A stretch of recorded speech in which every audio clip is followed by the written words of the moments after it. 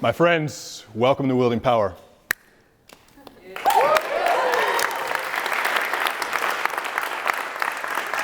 What weird shit have you done lately? Yeah, I mean, welcome to the complete manifestation of a 20-year vision of mine. Since I've been a small child, always wanted to create my own speaking tour, and it's not without effort, but it's you find easy when what you want to do and who you are come into alignment. And so now we're all here, and I appreciate you so much for being here. We have a lot of ground to cover tonight, and we're going to travel millions of miles from where we are now.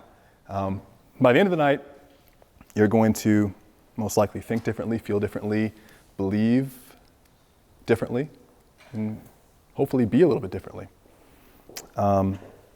My job here tonight is to set the tone. You know, we have a wonderful group of incredible guest speakers here who are going to just absolutely crush it for you.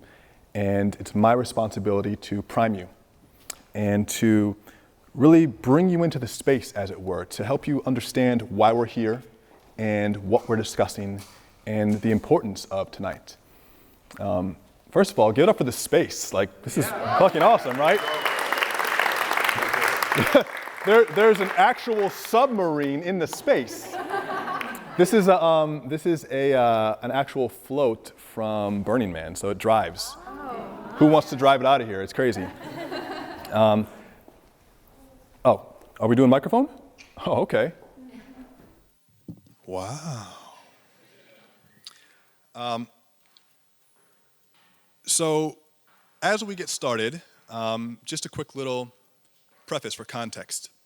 As you guys know, I'm working on a new book, and when I say working, I mean hardly writing at all. But it's the goal to, like, I sit there with the cursor, it's blinking, I get out 10 words, and I say, great, I worked for the day.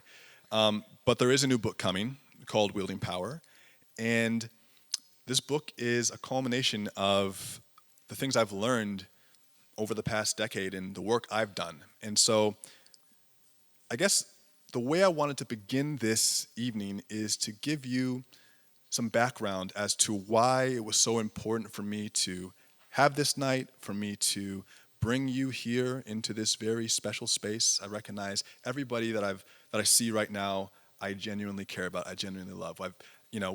All of us have had some sort of meaningful interaction, and I can't wait to hear more from every single one of you tonight. We have a lot of great events planned, but would it be okay if I first started by just reading something very personal? Would it be okay? All right. As a true millennial, it's in my notes app. I'll give you some context.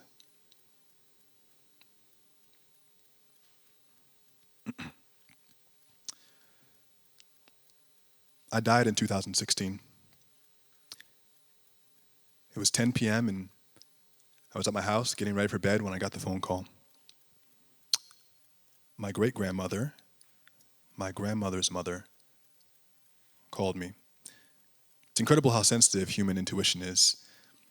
The timbre of her voice, in the very first syllable of the very first word, communicated to me everything I needed to know before my brain could even begin to parse the information and turn the sounds into intelligible words. 4 words to be exact. Your grandmother died tonight. That was apocalypse. And there was absolutely no warning or sign or symptom to let us know she was going to pass. Now, this was the woman who helped raise me, herself a young woman when I was born.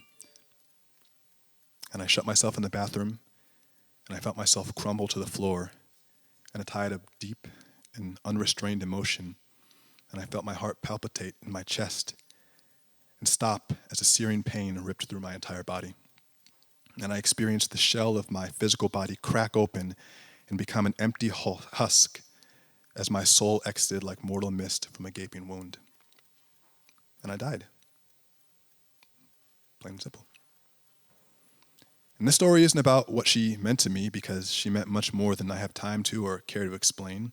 And everybody has someone in their life who will evoke this type of feeling when they pass. That's a certainty. And I broke down over the next 18 months. Some would call it healing, but if you've ever been in an accident before, you know that some scars can heal ugly. Some injuries leave a permanent reminder of a specific moment or memory you want to forget, but you never will. So for instance, when I bend my elbow, I can very clearly remember the first time I got armbarred in a jiu-jitsu tournament. That fucker popped it right out of the socket. Still hurts. Can relate. Now what I learned from that immeasurably treacherous experience was a very important calibration of my human instrument. See, before that I thought I'd known pain, but I'd really only known sadness or frustration. I thought I'd known empathy, but I'd really only known sympathy. See, it's only through comparison that we have a reference point for any state. Summer creates the context for winter, light creates reference for dark, warmth gives us a framework for cold. And on the meta level, it's the space in between the stars that creates the reference point for the universe as a whole. It's the space between the tones that creates a song. This is easy to overlook, but it's the essence of existence. It's polarity. And this is the Tao. It's represented actually quite perfectly in the yin and the yang symbol, which of course is the masculine and the feminine, dark inside of light and its inverse. And my grandmother's death taught me the Tao because it was my first frame of reference from which to view the significance of life honestly. And during that time in which I was completely depleted, my identity was deleted. I tried to find it again, but I couldn't. And no matter what I did, I couldn't generate momentum within myself to engage with anything in a real way. I mean, I was breathing, but that was about it. For 2 years, I lived a forced existence, and I put myself on autopilot while I went inside to hide.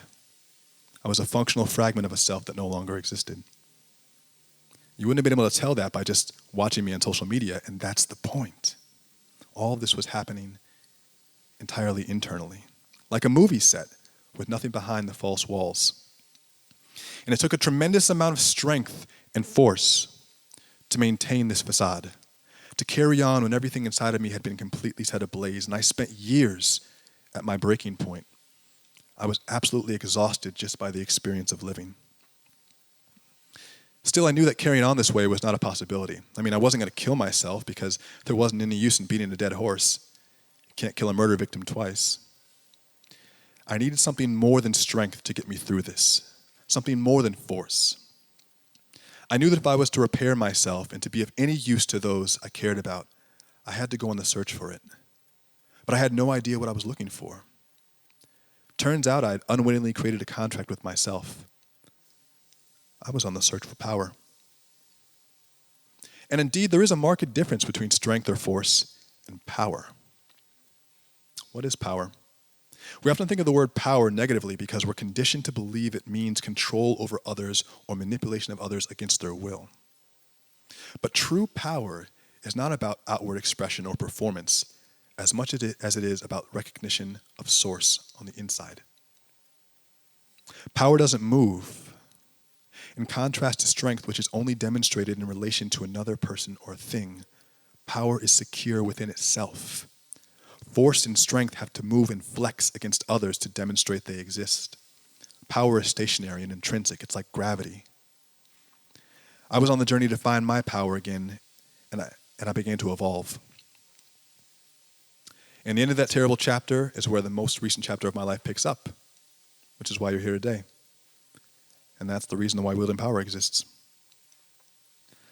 So, with that, I'm going to share with you, as Dr. Brett Jones might say, some raw and unedited transmissions. You're going to get to see his book later tonight. We got 70 of them or so.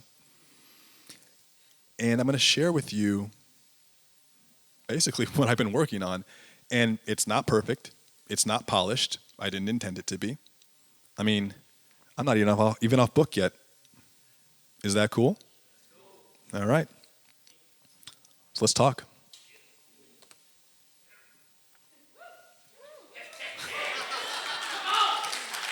I mean, it's my fucking party.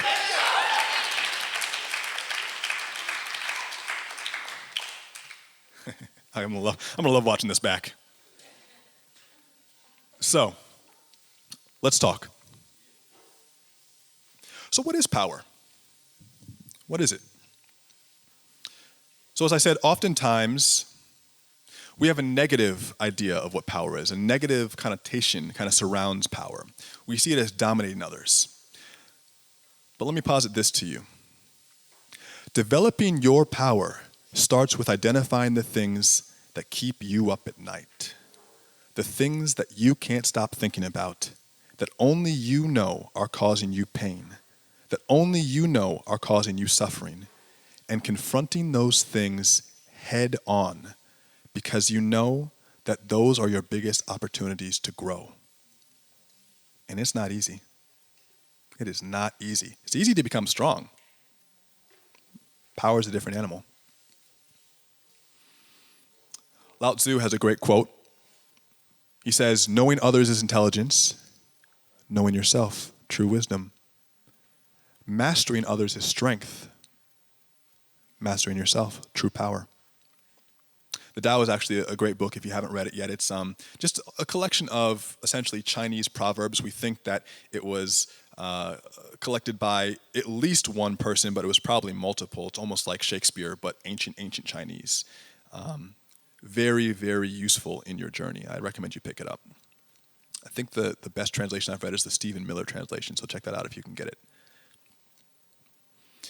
Let's talk about power versus strength.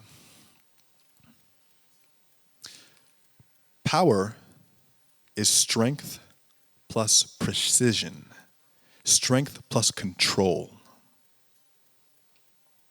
Precision with your energy. Being strong is not enough, my friends. So you think about a martial artist, for instance.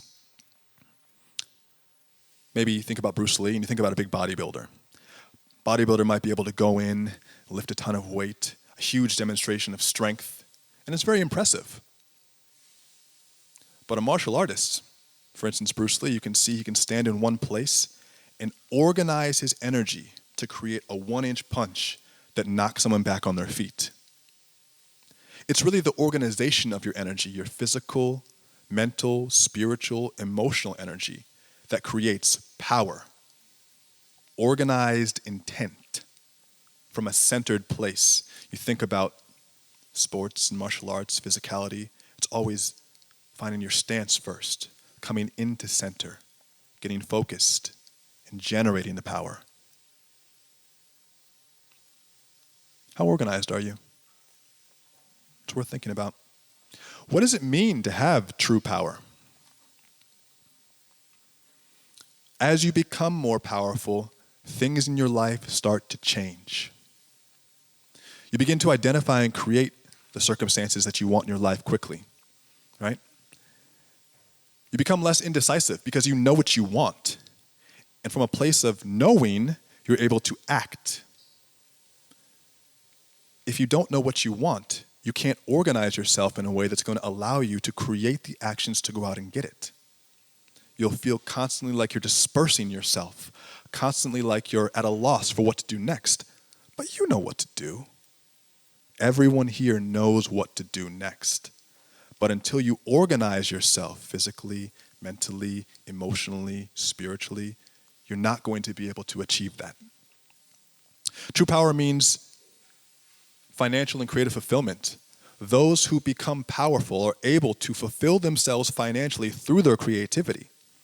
Now, it doesn't mean that if you haven't figured this out yet, you won't become powerful.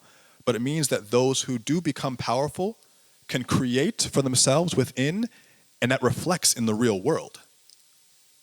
The greatest creators are powerful. Would you call Pablo Picasso powerful? That's a man of vision. So powerful, in fact, that we still talk about his work, that we still showcase his work.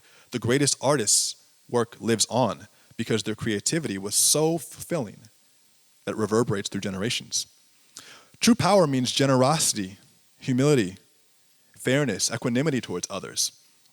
I mean, again, jiu-jitsu is a great example. There are people that I roll with who are so powerful that they could literally take my life while they're doing their taxes without a second thought. They don't. That's humility. Power means balance and focus when you're uncertain. Many, many, many, many, many times in your life, you're not going to know what you should do next, or even yet, what's going to happen to you next. But as you develop your power, the need to know evaporates because you realize it's not about the external circumstances that happen to you. There will be things and challenges that come up that you don't anticipate, that you can't control, but what you control is in here. And from your seat of power, you move forward with the assuredness, with the security, with the strength to know that no matter what life throws at you, you're going to be okay.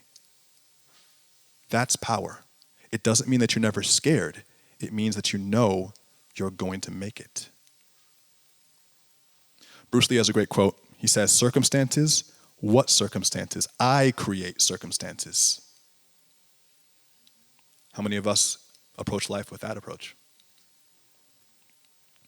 Power means the ability to overcome your fear of the past and the future because you're here now.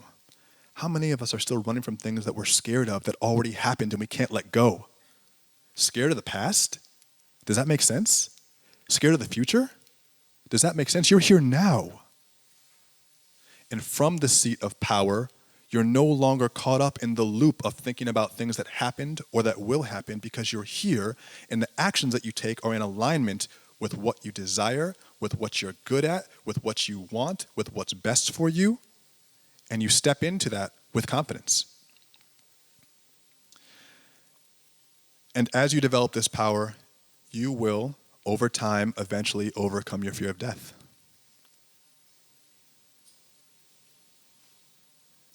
Big words, heavy, seems a little bit maybe out of left field. And I can say now that I'm certainly not looking to die. I'm not crossing the street at weird times. I'm not like doing jumping jacks on the roof, you know. But if I were to die today, it would be okay. Because what I'm doing right now feels exactly right. And that's where I draw from.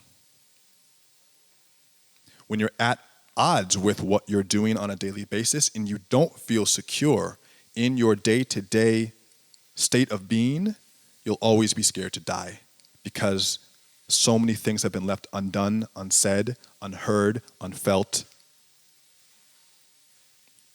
It leads to a fractured self. How many can relate to that? Yeah. So here's what I think. I think you're not just your body. I think you're not just your mind. You are an individual spirit learning and evolving through a rigorous training called everyday life. How rigorous is it, though? Quite. And your perspective is one frame of reference for the universal consciousness recognizing itself. Doesn't it sound blasphemous to some to say that?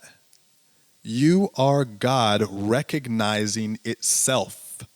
And every single person in here is both an individual and a piece of the whole. It's literally impossible for you to be separate from your Creator because where do you think you came from?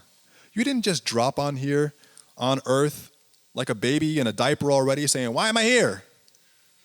You literally grew from the planet. Your parents spit you out. They grew from the same place. You're made of the same materials. You're the same. How much more interesting would life be if you looked at your challenges as a rigorous training designed to prepare you for what comes next, even if it's quite rigorous at times? See, power allows you to take away the anxiety and step into a greater vision for yourself. And it starts in the mind. How many of us here are into meditation? Yeah? Oh, you freaks. You freaks. I got the right people. So let's talk about the power of the mind. Drake says the power of the mind's not a joke. It's true. So here's a high thought for you. The brain is the only organ that's named itself.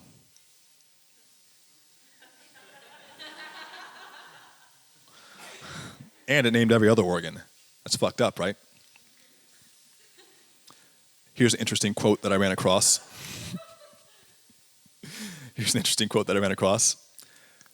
Mind is the master power that molds and makes. And man is mind, and evermore he takes the tool of thought, and shaping what he wills, brings forth 1,000 joys, 1,000 ills. He thinks in secret, and it comes to pass. Environment is but his looking glass. That's James Allen. He thinks in secret, and it comes to pass. Environment is but his looking glass. Anybody have an idea of what that means? Just want to call it out. What does that mean? Environment is but his looking glass. A reflection, yeah. Anything else? It's a filter. Yeah, I mean, imagine that the things that you think create the things that happen to you. It sounds maybe absurd to some people. It's almost scary to think that how we think and how we feel affect the physical outcome of our lives, but it's true. What you spend your time thinking on creates the things that actually happen to you. At once, it both sounds obvious and absurd. Are you even monitoring what you're thinking about? Are you thinking about what you're thinking about? Or are the thoughts just running through your head without any filter? Tracy Goss said, "Power is determined by the speed with which you can decide something is possible and move that possibility to reality." Whoa.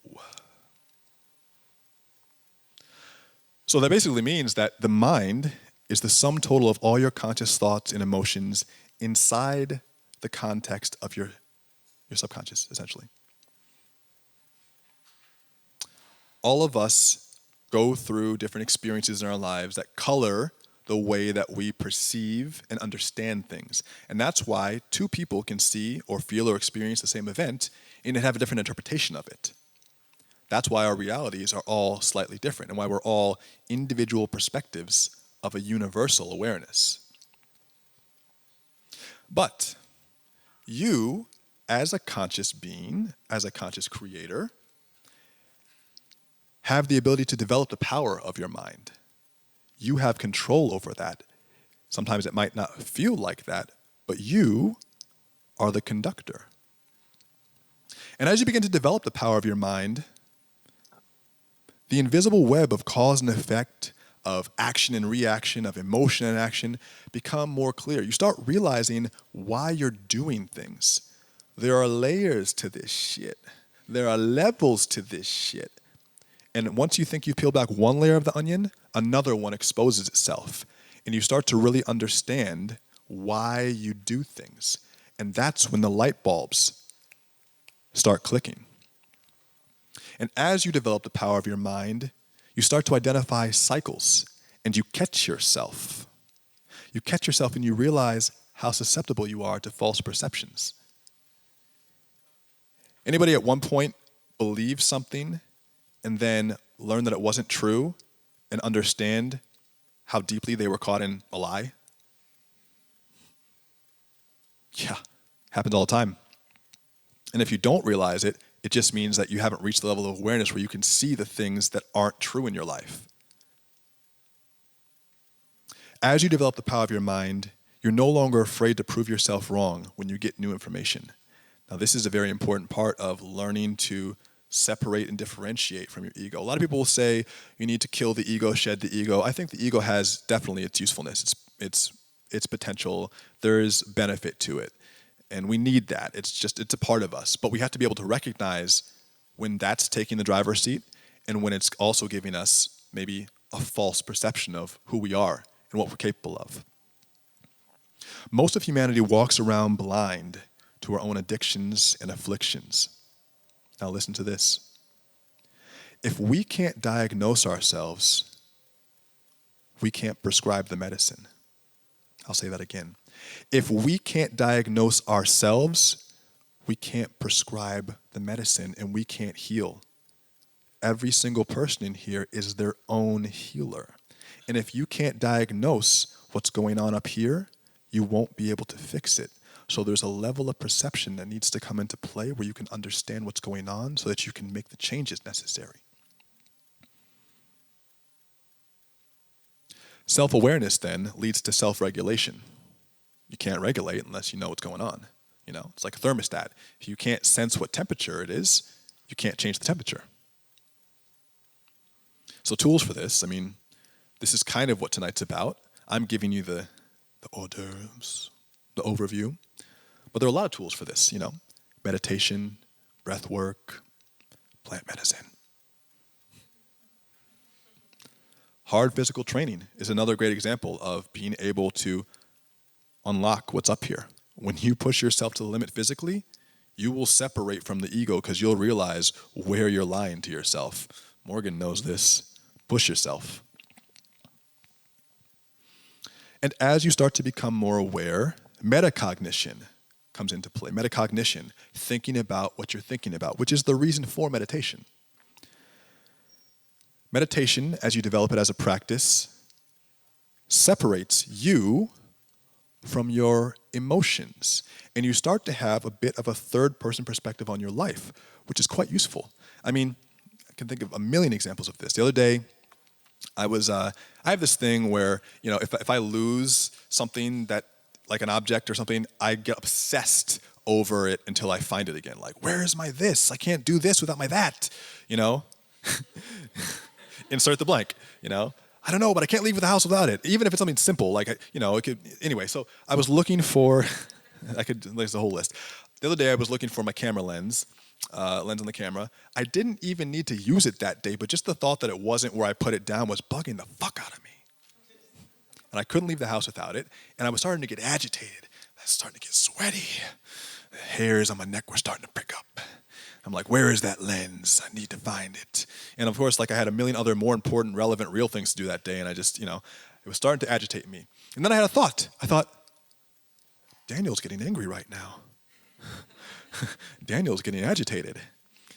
And just the perspective of looking at myself from that third person and saying, oh, why is he acting like that? And separating myself just for that minute to have a space in between what I was thinking and how I was feeling allowed me to let the pressure out. And even that is a simple example of what happens as you develop the power of your mind. It becomes easier to walk through life with calm and with ease and with security because you're no longer being pulled by your emotions and thoughts. You're the conductor. Now, you're still going to feel and observe emotions, but you're not committed to living inside of them. How many of us live inside of emotions for days or weeks or months and don't even realize it? We just wake up mad. You're living in that frequency. What is that doing to everything around you when you live inside of that frequency? You're not anger. Anger is something you're feeling. But if you identify with the anger as you, then you can't leave it. And anger, fear, guilt, shame, all the things.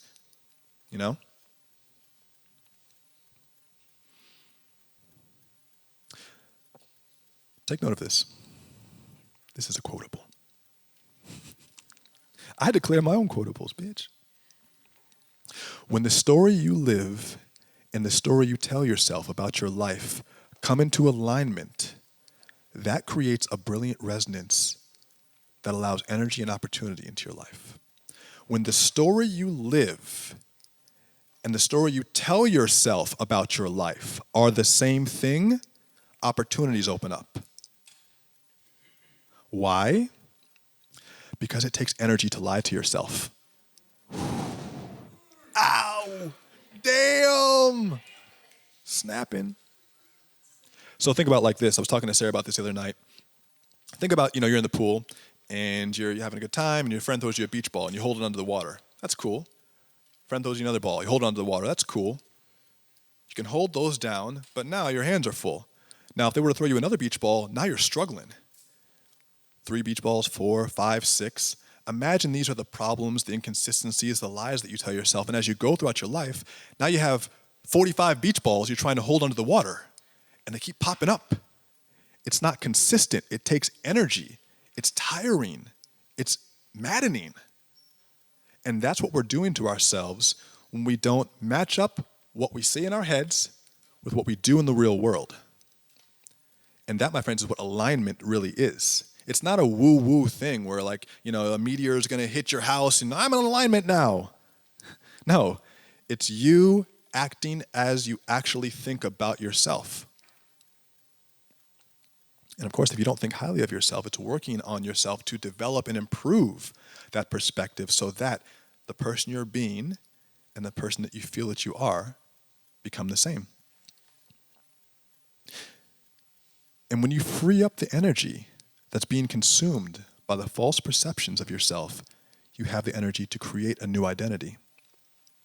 Ray Dalio talks about this. He talks about radical honesty, radical transparency. And in his context, he's talking about business. But why aren't we more honest with ourselves? What energy could we get back to create new opportunities if we stopped holding on to the things that didn't serve us? That's when the power starts to build. It takes strength to hold on to the lies. It takes power to come into alignment. You see the difference? When you have confidence in yourself, true confidence that comes from a real place, you gain the confidence and trust of others. They can just see it. They just know, right? And through that confidence in yourself, through the confidence that others give to you through that, that's where success comes. And we're not really talking about only money. I mean, we're entrepreneurs in here, that's great. But we're not just talking about monetary success. We're talking about success in your life. Feeling like you have a successful life. It starts in here, it radiates out there, and it creates all of this. It really kind of starts with this phrase that I've been saying a lot. It's one of my favorites. My word is law. When you consistently commit to something and you don't follow through with it, it subtly communicates to your subconscious that what you say is not important and that you're not going to do it. And it saps energy from you. And it makes it harder to do it the next time because you don't believe yourself. You put the gym on your calendar, you skip it every time, so when you put it on your calendar again, it's worthless. It's useless. Because you know you're not going to do it. And it only strokes your ego to put it on there because it feels like you're doing something, but you're not. My word is law. Let's say you're a smoker. Every month you say, I'm going to quit smoking, I'm going to quit smoking, I'm going to quit smoking, and you don't do it. It drains you of the energy to create that change because you're not following through and matching up your intention with the action. Here's what I say. If you smoke, just continue to smoke yourself absolutely stupid until you're ready to actually quit. Just keep smoking, and when you're actually ready to quit, draw the line and be done with it. Don't say you're going to do it, not do it. Say you're going to do it, not do it, over and over and over again to create that negative cycle. Just commit when you're ready. Because most of the time, the reason why we commit to things like that is, at first, at least just to please others. My family says I should quit. The National Board of Health says I should quit. YouTube says I should quit. Vegans say I should quit. Smoking's vegan, right? Right? But until you're ready, don't. And when you are, stop. How fucking simple is that? I should write a book on that. So, we're talking about developing power. We're talking about what it takes to develop the power of your mind. But I'll tell you this. There are things that stand in the way of us being able to fully develop that power. And these are called invisible structures. And this is really relevant to tonight because as we talk more about some of the transcendental and the metaphysical and the psychedelic and some of the weirder shit tonight, there are real barriers in the way to us becoming that biggest version of ourselves. And some of those things that we'll talk about tonight do help you to see these invisible structures more clearly, but you don't have to depend on the psychedelics to see your inconsistencies.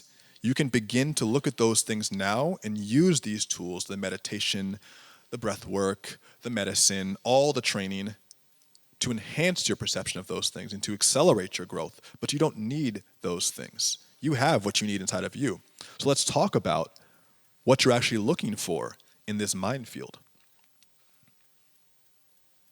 invisible structures that rule our lives.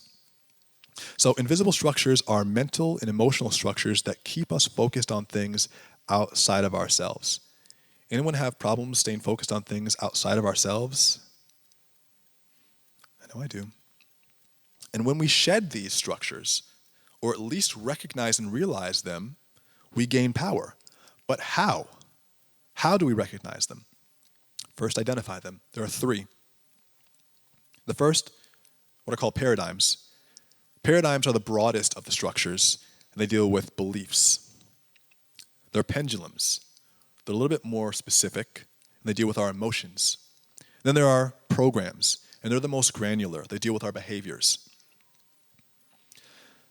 Paradigms are basically cognitive frameworks of mutually held beliefs shared by a culture or a group of people. These are the invisible lines, the invisible box that we stay inside and never question. The line that we're afraid to cross, but sometimes don't even recognize that we're scared of. A lot of times these come up into our lives as should or should not, right? So for instance, what are some examples of should or should not? You should go to college, you should get married by 35, you should have a baby, you should buy a house, you shouldn't smoke, you shouldn't move from your hometown. Anyone recognize these in our lives, things we should and shouldn't do? A lot of times we don't question these things. And the crazy thing about paradigms is that they're so thin sometimes. The line is so thin that we just don't even realize that they're happening. There's one paradigm, it's called the Universal Human Paradigm, the UHP. It's called a master paradigm.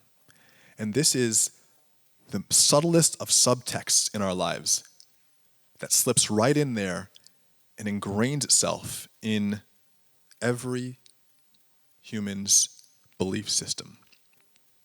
And the Universal Human Paradigm says this. It says that there's a way things should be. And when things are that way, everything's okay. All is right with the world. But when things aren't that way, there's something wrong with me, there's something wrong with them out there, there's something wrong with it, the situation that we're in. And of course, this belief system leads to a lot of suffering. So for instance, my grandmother shouldn't have died. I shouldn't have gotten cancer. I shouldn't have gotten a divorce. I should have been happier by 40. These are things that we believe that as part of the universal human paradigm, we believe must be true because there's a way things should be. And by playing into this game, it confines us to a very narrow view of the world where we only survive if things work out as they should. And so we're constantly in survival mode because things have to work out. And the UHP traps us in the known, and it denies us the impossible. When there's a way that things must happen, we can't generate new possibilities because we're stuck. And we end up running our lives against an algorithm of should or should not. But according to who? Should according to who? Who said that? Who said things should work out the way you think they should work out? You look at a war, for instance. One side clearly thinks it should end one way. The other side clearly thinks it should end the other way.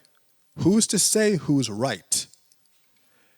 No one really likes to hear that because we all have a very deeply embedded emotion around the way things should go. But this is a paradigm, even still. So how do you escape this paradigm? I mean, if it's all around us, if it's so ingrained in us, what do you do? 3 declarations. 3 declarations. The first declaration is, what's possible is what I say is possible. What's possible is what I say is possible. The second, I am the stand that I take. How many of us take a stand for ourselves? We have so many polarizing stances and stands for others or other organizations and other people, and we don't take a stand for ourselves. And this goes back to my word is law. If you don't take a stand for yourself, You can't create a new possibility because you fall over at the slightest chance of challenge or hurt or pain or fear. You just flop over and give into it. I am the stand I take. When you take a stand, that is who you are being. And it's the same thing as coming into alignment. When who you're being on the outside and who you're being on the inside connects, that creates possibility. You are the stand you take. Someone could say, I'm not racist, I just don't want black people in here. Well, if you don't want black people in here, then you are the stand you take. It's the same thing. See what I'm saying? The third declaration that you make is, there's no such thing as should or shouldn't. And this one hurts. It hurts because there are a lot of things that you don't feel should happen to you or you feel shouldn't have happened to you, and they have anyway. And you have to be okay with the fact that there's no way that situation was supposed to turn out for any situation. And once you internalize that and you really start to accept that, it doesn't always make loss or hardship easier, but it allows you to move more freely without constantly being stuck in the loop of how things should be. And that's the first invisible structure. That's the belief level. Those are paradigms. Are you starting to resonate with some of this stuff? Yeah? Mm-hmm. Mm-hmm. Okay. Second layer of that face paint's fucking killing me. I love him. I love him. Second invisible structure. Pendulums. Okay? Pendulums are invisible structures created by a group of people thinking or feeling the same way. They play on human emotions to draw energy and trap people in their web. A lot of times pendulums seem to take on a life of their own. So if you think about like the mob mentality, or if you ever go to like a soccer game in Europe, that's a pendulum. I mean, people are thinking and feeling the exact same thing, and it's a lot of energy. It's a real thing. It's almost as if pendulums are autonomous, and it can seem like that sometimes. And there is a real fact that sometimes the emotion can spin out of control, and what an individual might want may not be what the group ends up doing. You know, you get sucked into a group mentality where you want something different, but the group pushes you in a direction where you feel like you can't resist. That's the energy of the pendulum. And think about the strong emotions that popular conversations create. You know, war, religion, politics, media, financial markets, public health, social media, holidays, all types of marketing. What do they create? They create a lot of fear, anger, pride. This is almost like the 7 deadly sins. But, okay, greed, avarice, pride, sloth, anger, lust, envy. Thank you, Grandma. But yeah, fear, anger, pride, lust, jealousy, envy, rage, discontent, lack, separation. These are all created by groupthink. But you don't have to be a victim. It's very hard to sometimes step outside of a pendulum and stand on your own. But it is possible, and one of my favorite examples of this is Muhammad Ali. You know, in the 60s, when the Vietnam War, I almost said the Civil War, that was the 1860s, when the Vietnam War was at its peak, you guys know that Muhammad Ali was drafted, and he declined to go. He was at the peak of his career. He obviously was the world heavyweight champion, and he had the most to lose. But this is what he had to say in response to the pendulum. Go shoot my brother, some darker people, some poor, hungry people in the mud for big, powerful America, and shoot them for what? They never called me nigger. They never lynched me. They never put no dogs on me. They never robbed me of my nationality, raped and killed my mother and father. Well, shoot them for what? I gotta go shoot them. Them little poor little black people, little babies and children and women. How can I shoot them poor people? Just take me to jail. Ali more than held his own against students who had a far better formal education than he. I'm saying you talking about me about some draft, and all of you white boys are breaking your neck to get to Switzerland and Canada and London. I'm not gonna help nobody get what my Negroes don't have. I'm gonna die, I'll die now, right? To fight you. If I'm gonna die, you might have lived. I mean, there's a lot of people, not Vietnams or Chinese or Japanese. You might pose around on freedom. You might pose around on justice. You might pose around on equality. You won't even stand up for me in America for my religious beliefs, and you want me to go somewhere and fight, but you won't even stand up for me here at home.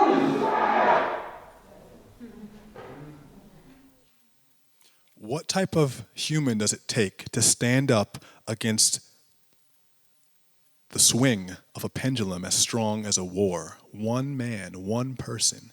And of course, when he did this, he was universally condemned as unpatriotic. Patriotism is also part of the pendulism. You're not patriotic.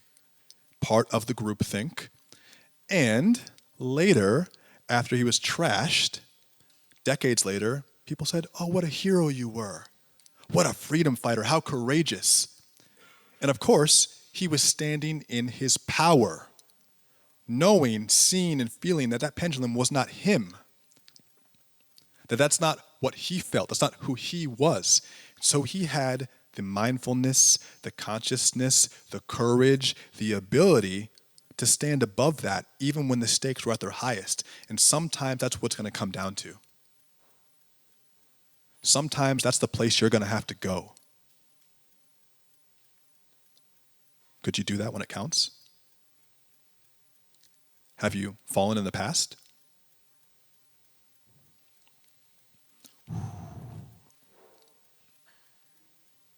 And you know, for entrepreneurs, this is really important because self-direction is paramount, right? You know, we can't be pulled in the direction of the average. We can't constantly be sinking to the lowest common denominator. We have to be self-sufficient. We have to be self-directed. We have to be independent. And there is a bright side. You know, when you recognize the pendulum swinging, you can use it to your advantage. This is really the crux of marketing. When you see that popular emotion or sentiment is running in one direction, you can ethically take advantage of that by putting yourself in the front. That's how the greatest products are created. All the greatest products have a core of innovation and emotion inside of them. They're creative enough to catch the attention, and they're on the tip of an emotional wave, right? So when you realize these things are happening, you can put yourself in a position to win. But you have to be aware enough of these things first. And how do you stop the swing of the pendulum? What do you do?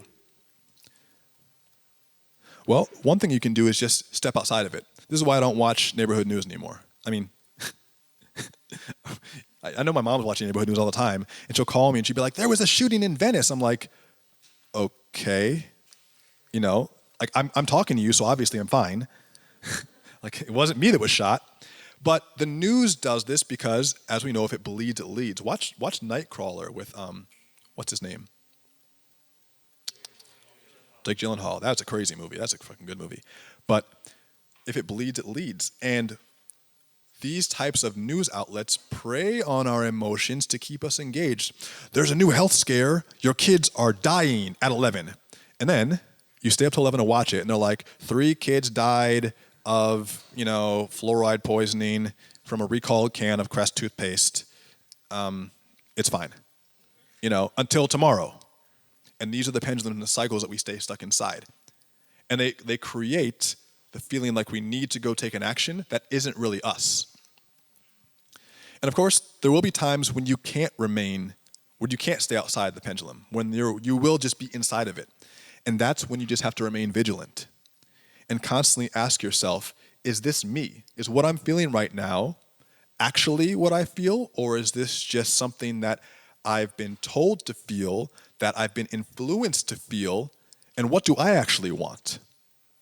And start to question more often the things that you actually want and that you actually feel. And so that's the second layer of these invisible structures. It starts with beliefs, it goes to emotions, and now programs. And these are the structures of control at the behavioral level. So basically, you know, environment, stimuli, obligation. A lot of times these things sound like, whenever I blank, I blank. You know, so whenever I wake up, I brush my teeth. Whenever I go to the gym, I listen to music. Those are all like benign ones. Or, you know, whenever I go out with friends, I smoke. Whenever I drive, I take this route. These are direct cause and effects relationships connected by the invisible thread of habit. So the way that we wake up in the morning, the fact that we're having the same meetings with often the same people. If you go and look through your text message threads, a lot of times we have the same 10 people that we're communicating with 90% of the time. Taking the same routes to work. This really trips me out when I think about the way that algorithms program us to live our lives in a certain way. I mean, it's beautiful in one way, but it's scary in other ways. I mean, because a lot of times we don't make active decisions on how we do things. We're literally adhering to a black box. Okay, so I'm married now. We met on OkCupid. That was 10 years ago. And I put in search criteria, and it populated a group of women. And then, like, from that, I selected a few, and you selected me. I don't know how. I forget. But like it populated a certain number within a certain radius, and that was the selection. And if I had typed in a slightly different criteria or checked a slightly different box, I would have gotten different results. And these are programs, these are algorithms that we're constantly following. These are patterns that we're in. And of course, we have then the same response to those same stimuli. And here's the thing. We've invested meaning into these programs to justify and continue operating within them. So these are like perceived obligations, So for instance, I can't really quit drinking alcohol because I always relax on the weekend with my friends, and that's just what we do. Or whenever I come home from work, I'm exhausted, and I turn on the TV and I have a bag of Doritos, and that's just what I do. These are perceived obligations, perceived identity. These are programs and habits that we deeply ingrain. So to take back the power from these programs, to change our behaviors, first we have to start looking at them. Where are there stagnant patterns in your life? And it really makes sense that we're creating the same results because we're addicted to taking the same actions. And we're addicted to the results of those actions. We are addicted to the way that things have always gone because it proves us that we're right, even if those results aren't good. We're addicted to the way things have always gone because it proves us right. And that makes us feel good. It makes our ego feel good. And so we're stuck in a loop. Now check if you get this. You can be addicted to something you don't like or that doesn't serve you. You can be doing something that you actively don't like and still be addicted to it. And that is the definition of a program. So you need to recognize these things. You need to wake up.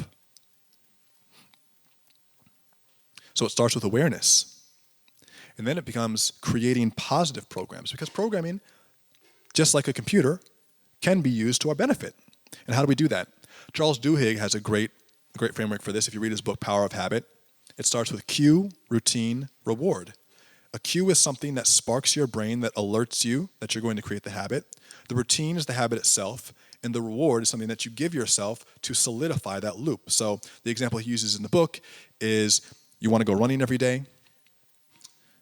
The cue is you wake up and you have your running shoes and your running shorts by the end of the bed, so you can't pass those without seeing them, and it cues you, oh yeah, I have to run. You feel dumb if you pass that. You've already laid it out for yourself the night before. So you put that on. You do the routine, you do the habit of whatever the run is, and in the book, he gives an example of rewarding himself with a small piece of dark chocolate. And it's not about eating the chocolate, it's about getting the dopamine hit that solidifies the loop of, I had something I wanted to do, I did the routine, here's the reward. And it solidifies that loop. If you want to go to the gym more often, one loop that I was trying out that worked really well was I said, I need to go to the gym more often, but I don't really feel like working out right now. I feel lazy. So I made a deal with myself that I was only going to go to the gym and just scan my card. And that would be the routine. I would go there, and I said, you don't have to work out, just go there, scan your card, and if you don't feel like working out, you can leave. But if you go to the gym and you scan your card and you don't work out, you feel dumb. So you end up, you're like, oh, fine, I scanned it. I'll work out for 25 minutes. And by the end of the time, you're sweaty and you're having a good workout. Then you reward yourself with something. So you can use this programming to your advantage. So let's crystallize this. Let's bring it home. 5 tenets for you to start developing your power. The first, my word is law. Ingrain this. solidify this, cement this. My word is law. When you say something and you don't follow through, it weakens your ability to continue that in the future. Every time you do recommit to that, it strengthens your ability. It increases your power. The second is no longer being involved with needing to know the outcome of your life. That's what keeps you up at night. What's going to happen? You don't need to know what's going to happen because whatever happens, you're going to be okay. You're going to be okay. And the power that you generate from knowing that what you control is inside of you and not out there allows you to move forward with that ease. The third is stepping out of the average. Being committed to not being pulled in the direction of the least common denominator, which is very highly encouraged in society. Pulling myself towards the median, even unintentionally, moving towards the median. Understanding that that's what happens and agreeing to not be part of that. The fourth is recognizing the invisible structures and moving beyond them. Paradigms, pendulums, programs. And the fifth is, really this is from Stephen Pressfield, War of Art. Anyone read that book? Fantastic book. Recognizing the resistance. There's going to be resistance to get into alignment. In other words, there's going to be a certain amount of struggle to match up who you are on the inside with who you are on the outside. It's not easy, but once you get into that flow, that's where the power is generated from. You can't generate power from a fractured self. It has to be complete. And so I'll close with this. The only way that you'll be able to come from a position of power in your life is to decide what's important to you, what nurtures you, what's meaningful to you, and to test those values in the real world. To test those values in the real world, not to make your decisions based on what might be for others. And the universe can literally feel, using my quotation fingers, literally feel when somebody with true intention, deep focus, and impeccable follow-through steps up to the plate and she opens up endless opportunities in response. And yes, she is feminine.